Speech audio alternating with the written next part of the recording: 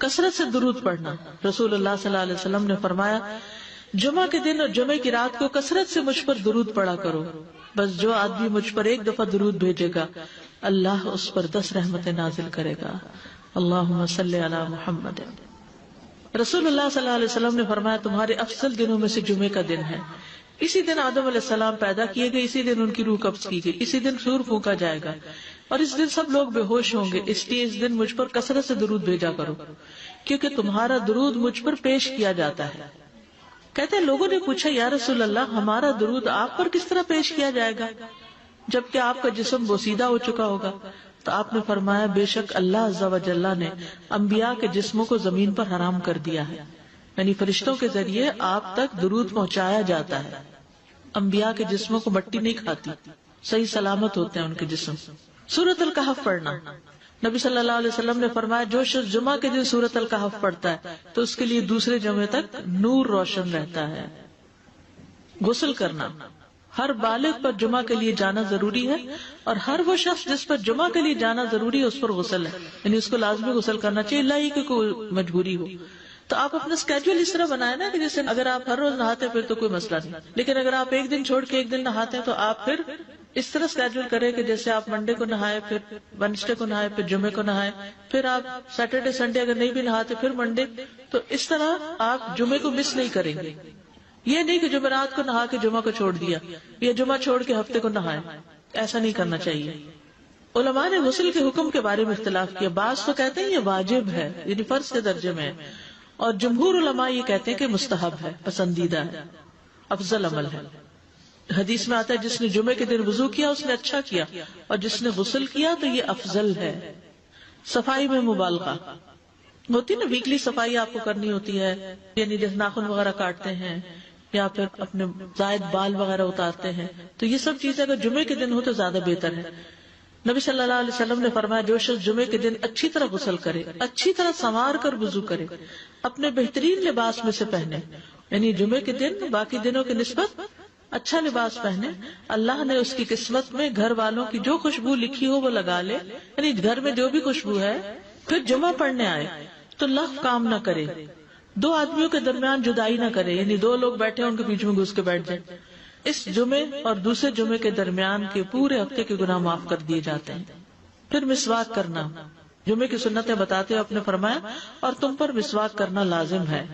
اچھا لباس پہننا.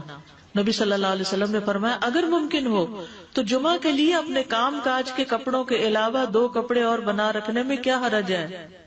اسپیشل ڈریس رکھے جو جمعے کو ہی پہن لے. خوشبو لگانا, یعنی خوشبو لگائے, حدیث میں آتا ہے چاہے وہ عورت کی خوشبو سے ہو, یعنی آپ کی اپنی نہیں, بیوی کی خوشبو پڑی ہو وہی لگا لو, لیکن لگاؤ. تیل لگانا. جو شخص جمعہ کے دن غسل کرے اور جس قدر ممکن ہو پاکیزگی حاصل کرے اور اپنے تیل میں سے تیل لگائے یا اپنے گھر کی خوشبو میں سے خوشبو لگائے, پھر نکلے کہ 2 آدمیوں کے درمیان تفریق نہ کرے, جتنی مقدرہ نماز پڑھ لے, اور جب امام بات کرے تو خاموش رہے. اس جمعے سے لے کر دوسرے جمعے تک اس کے گناہ بخش دیے جاتے ہیں. جمعہ کا وقت. سورج ڈھلتے ہی جمعہ پڑھنا. سورج ڈھلتے ہی جمعہ پڑھنا. اول وقت جمعہ پڑھنا, بہت لیٹ نہیں کرنا چاہیے. ایاس بن سلمہ بن عقبہ اپنے والد سے روایت کرتے ہیں, انہوں نے کہا کہ ہم رسول اللہ صلی اللہ علیہ وسلم کے ساتھ جمعے کی نماز پڑھ کر واپس لوٹتے تھے تو دیواروں کا سایہ اتنا نہیں ہوتا تھا کہ ان سے اپنے آپ کو سایہ مہیا کیا جا سکے, یعنی ابھی سورج بہت تھوڑا ڈھلا ہوتا تھا. ہاں گرمی کی شدت میں تاخیر کی اجازت ہے. مسجد میں داخلہ. مسجد کی طرف جلدی نکلنا.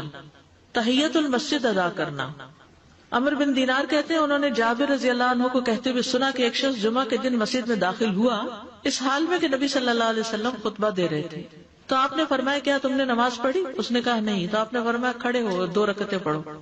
اب یہ بڑا اہم مسئلہ ہے, مسجد میں داخل ہو چاہے خطبہ ہو رہا ہو 2 رکعت پڑھے بغیر نہ بیٹھو, ٹھیک ہے. اور یہ کیا ہے دراصل تحیت المسجد, یہ جمعے کی سنتیں نہیں ہیں, یہ کیا ہے تحیت المسجد ہے, اور مختصر پڑھی جائیں.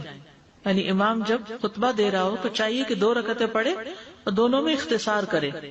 نماز سے قبل ہلکا بنانے کی ممانعت. مثلا آپ جلدی چلے گئے تو یہ نہیں کہ ایک گروپ بنا کے آپس میں گپ شپ شروع کر دیں, نہیں, سیدھے ہی لائنوں میں بیٹھیے. انتظار کا وقت کیسے گزاریں گے؟ نفل پڑھ کے بیٹھ گئے ذکر اذکار کریں، قبلے کی طرف رخ کر کے لائنوں میں بیٹھیں، حلقہ نہیں بنائیں، بیٹھ کے خرید و فروخت نہیں کریں، تاخیر سے آنے پہ گردنیں پھلان کے نہ آگے جائیں۔ رسول اللہ صلی اللہ علیہ وسلم نے فرمایا ٹیک لگا کے مت کھاؤ، یہ عام ایک ادب بتایا، یعنی اس طرح ٹیک لگا کے نہیں کھاؤ، کھانے کے وقت سیدھے ہو جاؤ۔ چھنے ہوئے آٹے کی روٹی نہ کھاؤ، میدا۔ مسجد میں کوئی جگہ مقرر نہ کرو کہ یہ میری جگہ ہے، آپ کیوں آج یہاں کھڑی ہوگی، کہ تم اسی میں ہی نماز پڑھو۔ کچھ لوگ ہوتے ہیں نا، آ کے مخصوص جگہ ہی پڑھتے ہیں، اگر کوئی اور وہاں ڈسٹرب ہو جاتے ہیں۔ اور جمعہ کے دن لوگوں کی گردنیں نہ پھلانگو، ورنہ اللہ تمہیں قیامت کے دن لوگوں کے لیے پل بنا دے گا۔ کیونکہ بہت اذیت کی بات ہے نا، آپ بیٹھے ہیں لوگ باقاعدہ بعض اوقات کندھوں پہ ہاتھ رکھ کے اس کو تنگ کر اس کو تنگ کر، تو یہ نہیں کرنا چاہیے۔ اگر آپ کو اٹھنا بھی پڑ گیا بیچ میں تو واپسی پہ پیچھے کھڑے ہو جائیے، اگلی لائن مل جائے گی۔ جی یہ تو بہت ضروری بات آپ نے کی کہ جب لوگ مسجد آئے تو پہلی صف میں بیٹھے، یہ نہیں پہلی چھوڑ کے آخری میں بیٹھ جائیں اور پھر لوگ ان کی گردنیں پلانگتے رہیں، دوسروں کے لیے فتنہ بننا۔ جابر بن عبداللہ رضی اللہ عنہ سے روایت ہے کہ جمعے کے دن رسول اللہ صلی اللہ علیہ وسلم خطبہ ارشاد فرما رہے تھے کہ ایک آدمی مسجد میں داخل ہوا، وہ قریب آ کر بیٹھنے کے لیے لوگوں کے اوپر سے گزرنے لگا۔ رسول اللہ صلی اللہ علیہ وسلم نے فرمایا بیٹھ جاؤ، تحقیق تم نے لوگوں کو تکلیف پہنچائی اور دیر سے آئے۔ یہ عربی کے الفاظ بڑے خوبصورت ہیں، اجلس فقد آذیت و آنیت، کتنی جامع زبان ہے یہ، اجلس فقط آذیت، تو نے اذیت دی، و آنیت، اور دیر سے آئے۔ ہاں تو اس سے منع کیا گیا، کسی کو اس کی جگہ سے نہ اٹھانا۔